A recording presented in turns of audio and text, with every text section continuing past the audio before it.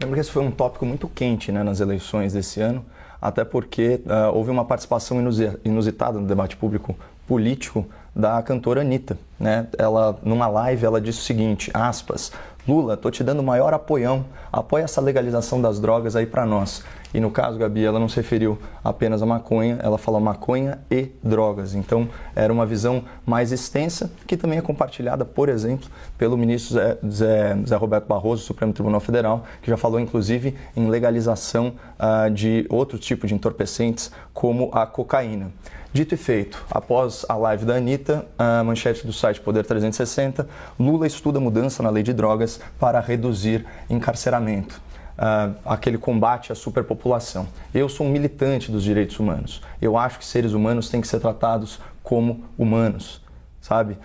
Não é porque a pessoa é criminosa que ela pode ser tratada como ela é tratada nas prisões brasileiras, que, para citar uma expressão consagrada pelo ex-ministro da Justiça, hoje nosso debatedor, Zé Eduardo Cardoso, são verdadeiras masmorras. Eu sou contra isso, mas a superpopulação nas cadeias se resolve construindo mais cadeias, da mesma forma que as filas nos hospitais se resolve com mais infraestrutura de saúde, não dando alta para os pacientes, né? É importante lembrar que esse pequeno tráfico ao qual nós estamos nos referindo, é o pequeno tráfico que corrompe a nossa juventude nas escolas, que vicia pessoas jovens com veneno. Então, a gente tem que começar a olhar o problema sobre a ótica das verdadeiras vítimas, né? Que é a menina, a adolescente vulnerável, o adolescente vulnerável que começa a consumir entorpecente nas escolas, que de repente, por pressão dos pares, usa isso nas baladas. Vamos pensar um pouquinho neles? Né? Antes de pensar em quem está envenenando eles, em quem está viciando eles, tem duas coisas que são terríveis para a família. São as dívidas e os vícios.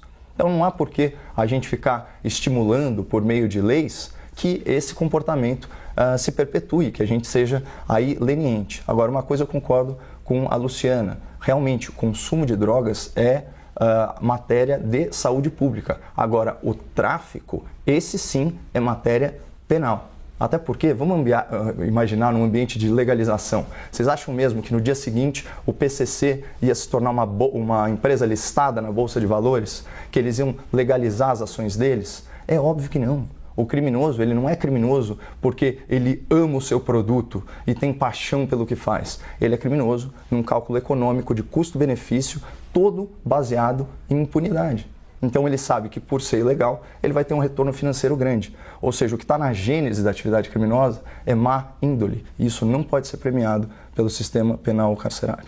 Mas, Caio, a tua fala me deixou um tanto confusa, porque me parece em determinado momento que você apoia, acha que a descriminalização ajudaria no processo e em outro momento que não. Não acho. A questão é, uma coisa é o usuário, que essencialmente ele pode ser consumidor, mas ele também é vítima desse processo, né? Quantos relatos, quantas histórias a gente tem de pessoas que foram destruídas pelo vício? Isso daí é um problema gravíssimo. Mas agora, no caso, desculpa, Caio, no caso de um usuário, que é o caso que está no STF agora, no caso de um usuário que é pego, mas uma pessoa pobre, periférica e preta, como eu trouxe a Gabi aqui, que é pego com uma quantidade mínima de maconha, e esse sim vai para o encarceramento, e essa não é uma dubidade do nosso sistema? Luciana, há estudos mostrando, a gente tem cerca de 1000 tipos penais, tá?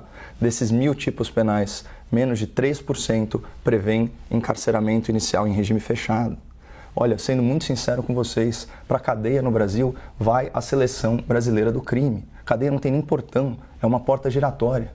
Entrem agora no site lá do Conselho Nacional de Justiça para ver quantos mandados de prisão em aberto tem no Brasil. São mais de 300 mil. Ou seja, o problema do Brasil não é que ele encarcera demais. O problema do Brasil é a impunidade. Esse é o verdadeiro problema. E a gente tem que começar a olhar o direito penal um pouco sob a ótica das vítimas.